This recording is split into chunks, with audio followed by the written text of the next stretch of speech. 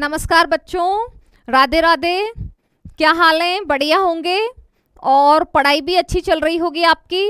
Classes मैंने start कर ही दी हैं, 2 क्लासेज हो चुकी हैं, ये तीसरी क्लास है अपनी और नेक्स्ट वीक से अपन कंटिन्यूसली पढ़ेंगे। अभी थोड़ा सा मुझे भी टाइम लग रहा है, चीज़ें नई हैं तो थोड़ा सेट करने में टाइम लगता है।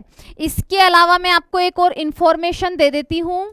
आपको आज टेलीग्राम चैनल को टेलीग्राम डाउनलोड करो प्ले स्टोर से जा करके, और उस टेलीग्राम के अंदर जाकर आप चैनल को सर्च कर लेना, पारुल आडवाणी साइंस। ये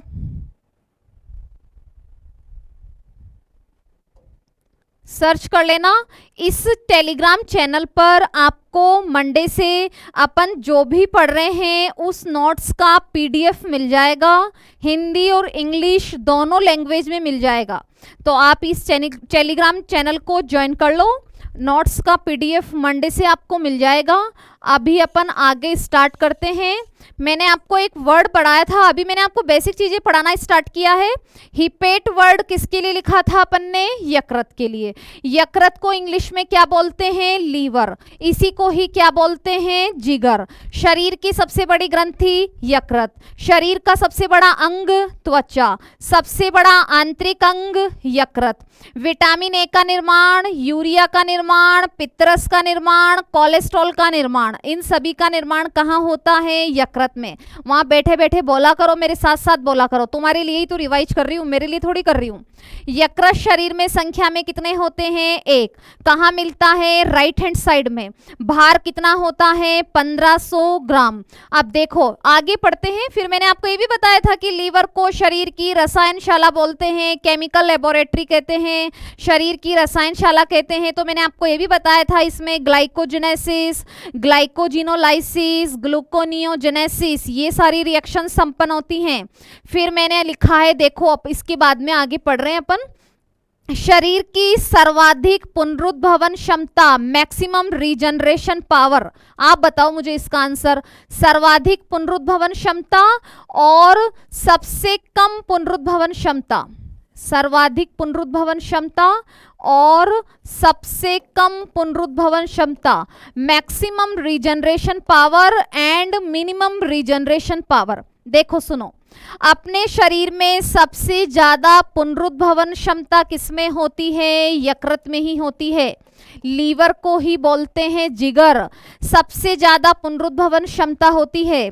सबसे कम पुनरुद्भवन क्षमता किसमें होती है? अब सोचो, एक बार सोचो, अपने से सबसे ज्यादा कौन से अंग की सुरक्षा करवाई जाती है? सबसे ज्यादा प्रोटेक्शन कौन से अंग का करवाया जाता है? थोड़ा सा दिमाग लगाओ और आंसर दो। देखा, सबसे ज्यादा सुरक्षा किसकी करवाई जाती है?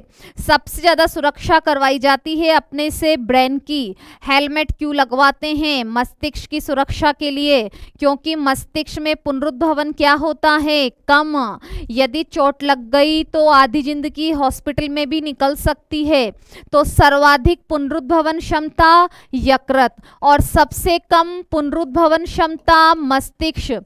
सबसे ज्यादा रिपेयरिंग होती, पुनरुद्भवन का मतलब क्या होता है? खोए हुए अंग का समय के साथ वापस आना। जैसे देखो, छिपकली की पूंछ कट जाती है ना और कुछ समय बाद वापस आ जाती है, तो वो खोया हुआ अंग वापस आ गया, वो पुनरुद्भवन है। लेकिन अपने अंदर इतना पुनरुद्भवन नहीं होता है कि हाथ कट जाए तो नया हाथ आ जाए, लेकिन इतना पुनरुद्भवन तो होता है कि घाव होता है तो घाव भर जाते हैं। इतना तो होता है ना भाई? अरे अच्छे अच्छे घाव भर जाते हैं लोगों के, टाइम के साथ सारे घाव भर जाते हैं। तो सबसे ज्यादा रिपेयरिंग होती है लीवर की और सबसे कम किसकी होती है? मस्तिष्क की। समझ गए? सबसे कम पुनरुद्भवन क्षमता किसमें होती है? मस्तिष्क में। इसलिए मस्तिष्क का सबसे ज्यादा प्रोटेक्शन करवाते हैं। तो इसी बात पर एक और सवाल का आंसर दो। अल्कोहल का सेवन करने वाले व्यक्तियों में, अल्कोहल का सेवन करने वाले व्यक्तियों में, अल्कोहल का सेवन करने वाले व्यक्तियों में प्रभावित अंग, अल्कोहल का सेवन करने वाले व्यक्तियों में प्रभावित अंग अल्कोहल का सेवन करने वाले व्यक्तियों में प्रभावित अंग, अफेक्टेड ऑर्गन। अल्कोहल का सेवन करने वाले व्यक्तियों में कौन सा अंग प्रभावित होता है? ये तो तुम्हें पता ही होगा ना। अल्कोहल से कौन अफेक्टेड होता है? यकृत। अल्कोहल का सेवन करने वाले व्यक्तियों में कौन प्रभावित होता है? यकृत। लेकिन ऐसा होता है क्या किसी दारूड़े ने एक दिन दारू पी, लीवर फट गया, उसका सुपड़ा साफ हो गया? बिल्कुल नहीं। लोगों को भी पता है कि जवानी से बुढ़ापे तक तो काम चलेगा ही सही, बाद में फटे तो फट जाए, क्या दिक्कत है, जाना तो वैसे भी है। ऐसा इसलिए हो रहा है क्योंकि लीवर में पुनरुद्भवन क्षमता सबसे ज्यादा होती है। लीवर को अल्कोहल डैमेज तो करती है लेकिन लीवर में पुनरुद्भवन जल्दी होता है ना। अब देखो किसी दारूड़े ने मान लो रात को दारू पी, सुबह तक असर रहता है, फिर दिन भर तो वो रिपेयरिंग का टाइम मिल गया ना लीवर को, दिन भर अपने अपने काम पर पहुंच जाते हैं सब, दिन भर रिपेयरिंग का टाइम मिल गया, शाम को लीवर वापस तैयार हो गया, आ जाओ भाई कोई दिक्कत नहीं है। जल्दी ब्लास्ट उनका होता है जो दिन रात सुबह शाम उठते बैठते एक ही काम करते हैं, नाली में ही पड़े रहते हैं, उनका लीवर भी कितना रिपेयरिंग करेगा तो वो जल्दी ब्लास्ट हो जाता है। तो अल्कोहल का सेवन करने वाले व्यक्तियों में प्रभावित अंग कौन होता है? यकृत। और रोग कौन सा होता है? डिजीज होती है लीवर सिरोसिस, रोग होता है लीवर सिरोसिस। समझ गए क्या? Liver cirrhosis. देखो वापस बता देती हूँ। Maximum regeneration power liver, minimum regeneration power brain. Brain की सुरक्षा इसलिए करवाई जाती है, मस्तिष्क में मस्तिष्क की जो कोशिकाएं होती है ना उनमें कोशिका विभाजन नहीं होता है। जन्म के बाद में कोशिका विभाजन नहीं होता है तो रिपेयरिंग कहाँ से होगी? अल्कोहल का सेवन करने वाले व्यक्तियों में प्रभावित अंग यकृत। रोग कौन सा होता है? Liver cirrhosis. लीवर सिरोसिस के बारे में बता देती हूं एक बार, देखो इधर।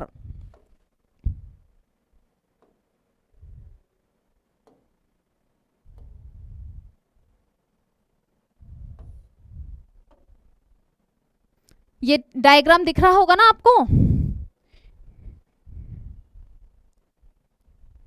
देखो ये वाला तो है नॉर्मल लीवर, ये तो अपना नॉर्मल लीवर है। नॉर्मल लीवर ऐसा ही होता है।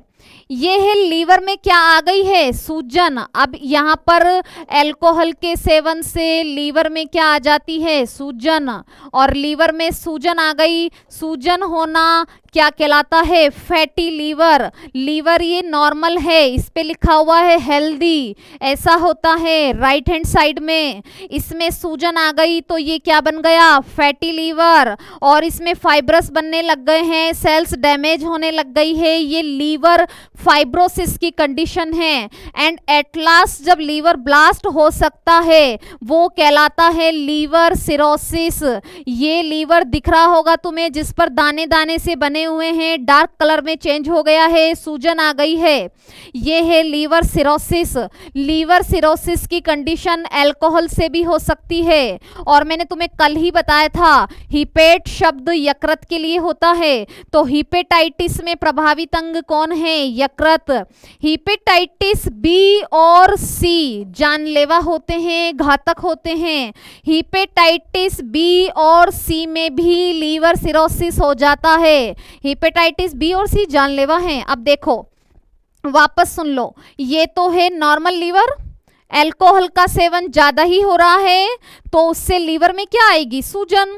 लेकिन आपने गैप दिया तो धीरे धीरे सूजन सही हो जाती है, गैप नहीं दिया तो इसमें सेल्स में डैमेज होने लग जाता है, लीवर फाइब्रोसिस, सूजन आ जाती है, बहुत ज्यादा दाने बन गए हैं, डार्क कलर हो गया है, लीवर सिरोसिस। लीवर सिरोसिस की कंडीशन अल्कोहल से भी आती है, हिपेटाइटिस बी और सी से भी आती है। समझ गए क्या? ये लीवर सिरोसिस का डायग्राम है, एक बार देख लो इसको। ये है लीवर सिरोसिस। अल्कोहल का सेवन करने से ऐसा लीवर हो जाता है, ध्यान रखना, धुआंधार मौका लगते ही चालू हो जाते हो, ऐसा लीवर हो जाएगा। और ब्लास्ट हो गया तो सुपड़ा साफ हो जाएगा, पीने लायक ही जब बचोगे नहीं धरती पर तो क्या पियोगे फिर। अब देखो इसके बाद में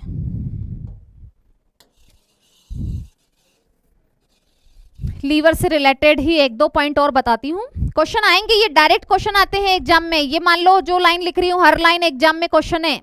इसके बाद में अपन लिख रहे हैं फाइब्रिनोजन और प्रोथ्रोम्बिन प्रोटीन का निर्माण। फाइब्रिनोजन व प्रोथ्रोम्बिन प्रोटीन का निर्माण, फाइब्रिनोजन व प्रोथ्रोम्बिन प्रोटीन का निर्माण, फाइब्रिनोजन व प्रोथ्रोम्बिन प्रोटीन का निर्माण, formation of fibrinogen and prothrombin protein, fibrinogen और प्रोथ्रोम्बिन प्रोटीन का निर्माण भी कहाँ होता है, यकृत में। भाई हेडिंग में क्या लगा रखा है, लीवर, तो आंसर में कौन आएगा, लीवर ही आएगा ना। फाइब्रिनोजन और प्रोथ्रोम्बिन प्रोटीन किस काम आती हैं, ये एग्जाम में क्वेश्चन आता है। दोनों प्रोटीन काम आती हैं ब्लड क्लॉटिंग के अंदर, ब्लड क्लॉटिंग। अब ये क्वेश्चन आ रहा होगा कि मैम ये ब्लड क्लॉटिंग क्या होता है, ब्लड क्लॉटिंग होता है रक्त का थक्का। ब्लड क्लॉटिंग क्या होता है, रक्त का थक्का। रक्त का थक्का बनाने में हेल्प करती हैं फाइब्रिनोजन और प्रोथ्रोम्बिन। रक्त का थक्का, जब चोट लग गई है तो कुछ समय बाद में रक्त बहना बंद हो जाता है। यदि रक्त बहना ही रहेगा तो फिर तो सुपड़ा साफ हो जाएगा। रक्त बहना बंद हो जाता है, उसको ब्लड क्लॉटिंग बोलते हैं। और ब्लड क्लॉटिंग में हेल्प करने वाली प्रोटीन कौन सी होती है, फाइब्रिनोजन और प्रोथ्रोम्बिन। और इन दोनों का निर्माण किसमें होता है, यकृत में।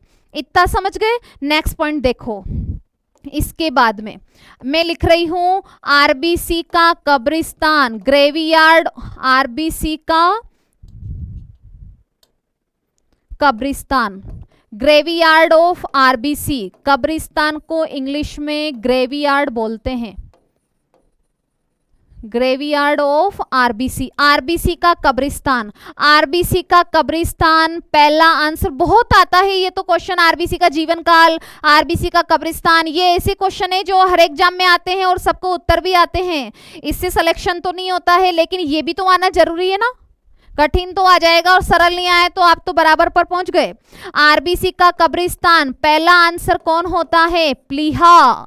प्लीहा को इंग्लिश में क्या बोलते हैं, स्प्लीन। आरबीसी का कब्रिस्तान प्लीहा, प्लीहा को क्या बोलते हैं, स्प्लीन। मैंने आपको बताया है कि जो भी ऑर्गन दो होते हैं वो राइट एंड लेफ्ट होंगे, लेकिन जो ऑर्गन संख्या में एक है उसकी लोकेशन याद करनी पड़ेगी आपको। जैसे कि लीवर संख्या में कितना था, एक, तो कहां पर था, राइट हैंड साइड में। स्प्लीन संख्या में कितनी होती है, एक, कहां पर होती है, लेफ्ट हैंड साइड में। समझ गए क्या। तो आरबीसी का कब्रिस्तान, पहला आंसर क्या बताओगे, प्लीहा। लेकिन जो अपन पढ़ के जाते हैं वो क्वेश्चन में ही आ जाता है। सेकंड आंसर प्लीहा मिलेगा ही नहीं, तो फिर सेकंड आंसर क्या लगाओगे, यकृत। समझ गए क्या। आरबीसी का कब्रिस्तान, पहला आंसर प्लीहा, नहीं मिलेगा तो लीवर। नेक्स्ट क्वेश्चन देखो, मेरी बात सुनो। लीवर में मृत आरबीसी का भक्षण करने के लिए और बैक्टीरिया को नष्ट करने के लिए लीवर में एक सेल पाई जाती है, लीवर में एक सेल होती है और उस कोशिका का नाम क्या है, कुफुर कोशिका। कोशिका का नाम क्या है, कुफुर कोशिकाएं। लीवर में कुफुर कोशिकाएं पाई जाती हैं और ये जो कुफुर कोशिकाएं होती है ना, ये भक्षाणु प्रवृत्ति की होती हैं। कौन सी नेचर की होती हैं, भक्षाणु। भक्षाणु को इंग्लिश में क्या बोलते हैं, फेगोसाइट। भक्षाणु को इंग्लिश में क्या बोलते हैं, फेगोसाइट। लीवर में कुफुर को ऐसे भी पूछ लेंगे, कुफुर कोशिकाएं कहाँ होती हैं, शरीर में, लीवर में होती हैं। काम क्या है, भक्षाणु प्रवृत्ति की, फेगोसाइट। क्या होता है भक्षाणु, भक्षाणु का मतलब होता है आक्रमण करके। मृत आरबीसी का क्या करती है, भक्षण। मृत आरबीसी व जीवाणु का क्या करती है, भक्षण। अब तुम तो जीवाणु पढ़ के जाओगे, लेकिन जीवाणु वहां पर लिखेगा ही नहीं। कुछ वर्ड ऐसे हैं जो हिंदी में बोलना ही बंद हो गए हैं। भाई अस्पताल कौन बोलता है, गांव से आएगा ना जो अनपढ़ है, जिसको खुद का नाम लिखना भी नहीं आता है, वो भी यही बोलता है हॉस्पिटल जा रहा हूँ, हॉस्पिटल आया हूँ, या कोई हॉस्पिटल के काम से आया हूँ। कुछ वर्ड ऐसे हैं जो इंग्लिश में प्रचलित हो गए हैं, जैसे अभी फैल रहा है कोरोना वायरस। पूरा वर्ल्ड कोरोना वायरस बोल रहा है, कोरोना विषाणु कोई नहीं बोल रहा है, चाहे वो अनपढ़ हो या पढ़ा लिखा हो। तो कुछ वर्ड ऐसे हैं जो इंग्लिश में ही काम आने लग गए हैं, तो इसलिए जीवाणु याद रहे नहीं रहे, बैक्टीरिया जरूर याद कर लेना, क्योंकि कुछ इन वर्डिंग से आप एग्जाम में एक दो क्वेश्चन से मात खाओगे, ध्यान रखना। जहां भी इंग्लिश वर्ड लिख रही हूं उसका इंग्लिश याद कर लेना।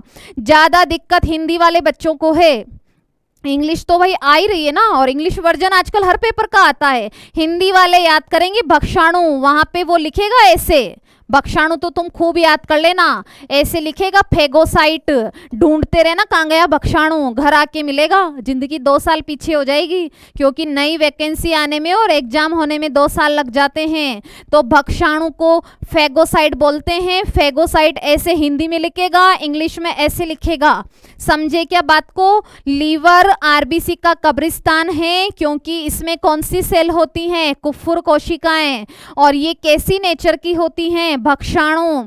मृत आरबीसी का क्या करती है, भक्षण, समझ गए क्या। देखो इसके बाद में सेकंड लिख रही हूं, रक्त का शुद्धिकरण, प्यूरिफिकेशन ऑफ ब्लड, रक्त का शुद्धिकरण।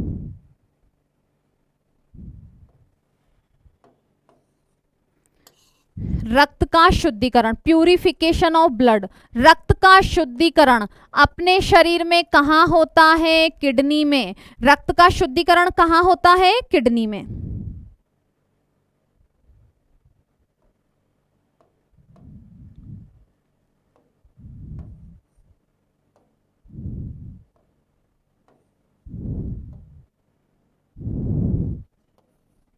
देखो रक्त का शुद्धिकरण, पहला आंसर तो क्या लगाओगे, किडनी। किडनी आंसर में नहीं मिलेगा तो आंसर में क्या लगाओगे, लीवर, समझ गए क्या। रक्त का शुद्धिकरण पहला आंसर किडनी, किडनी नहीं मिलेगा तो लीवर, इतना समझ गए होंगे। ये सारे पॉइंट किसके लिए बता रही हूं, लीवर के लिए ही बता रही हूं ना।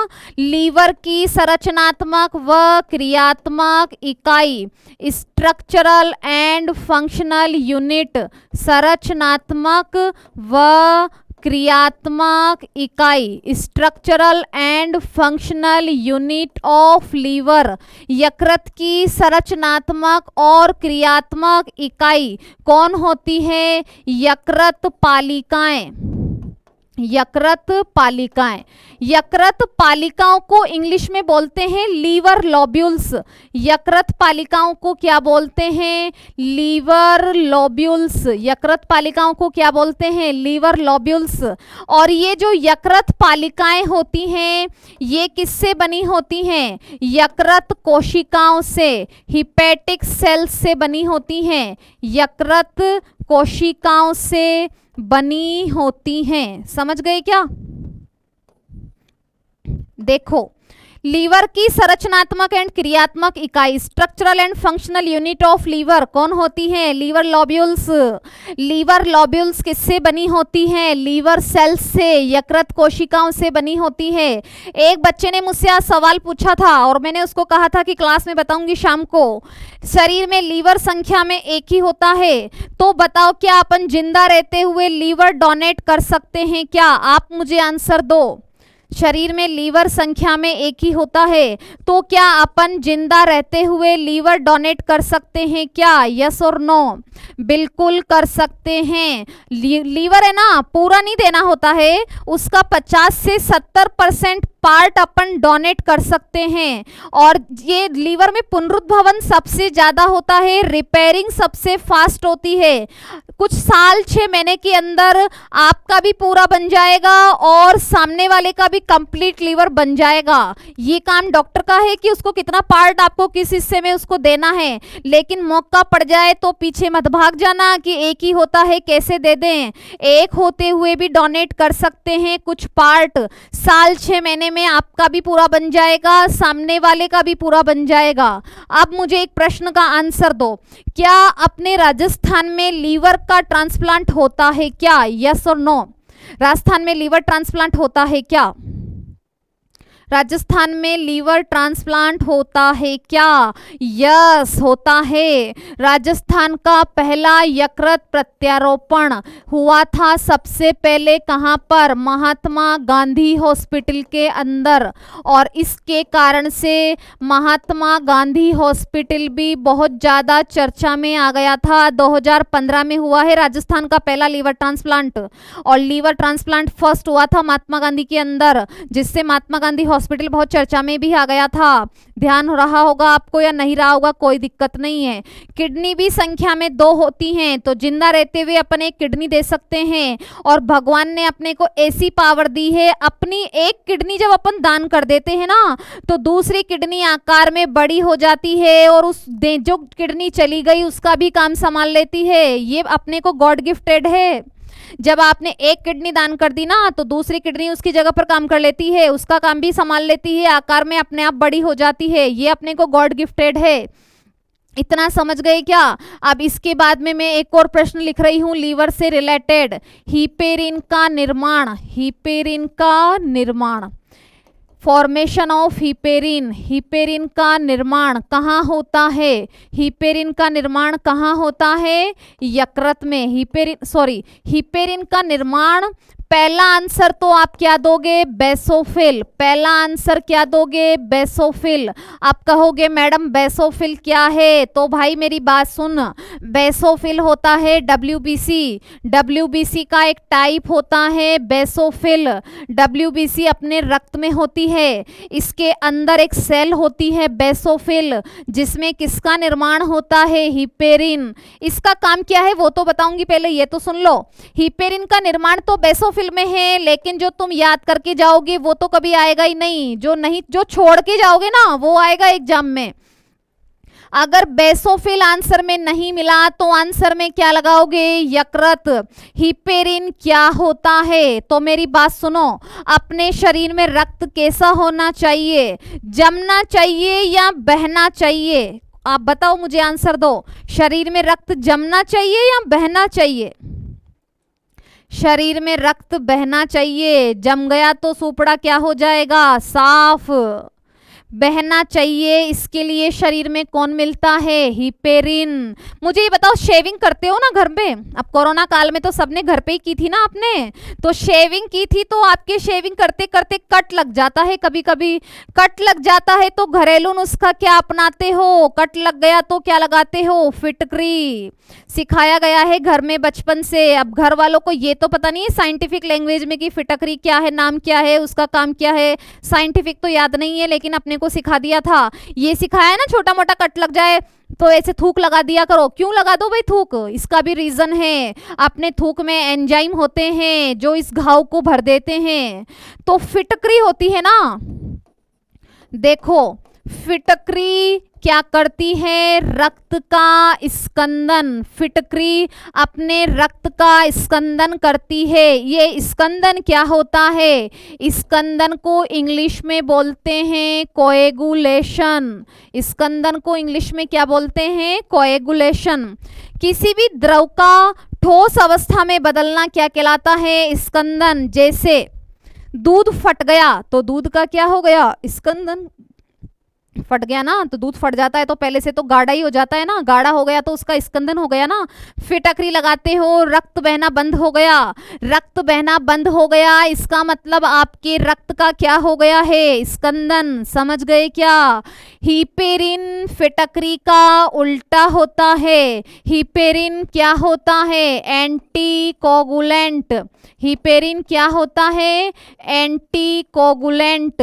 इसको हिंदी में बोलते हैं प्रतिस्कंदक। रक्त को जमने से रोकता है। समझ गए क्या? नेचुरली बनता है बॉडी में और रक्त को जमने से रोकता है। शरीर में रक्त बहता रहता है। राजस्थान का first liver transplant Mahatma Gandhi में हुआ था। जिंदा रहते हुए अपन लीवर डोनेट कर सकते हैं, उसका कुछ पार्ट्स देना होता है। साल 6 महीने में आपका भी पूरा बन जाएगा, सामने वाला का भी पूरा बन जाएगा। समझ गए क्या? इतनी सी जानकारी तो भाई अपने को नॉर्मल भी होनी चाहिए ना। लाइफ में ये सारी चीजें तो काम आएगी, नौकरी लग जाएगी, उसके बाद भी तो इन चीजों की आपको जरूरत पड़ सकती है ना। साइंस बायोलॉजी का मतलब क्या है? बायोलॉजी का मतलब लाइफ है। आपके जीवन में शरीर में क्या चल रहा है वही तो बायोलॉजी होती है। देखो नेक्स्ट देखो,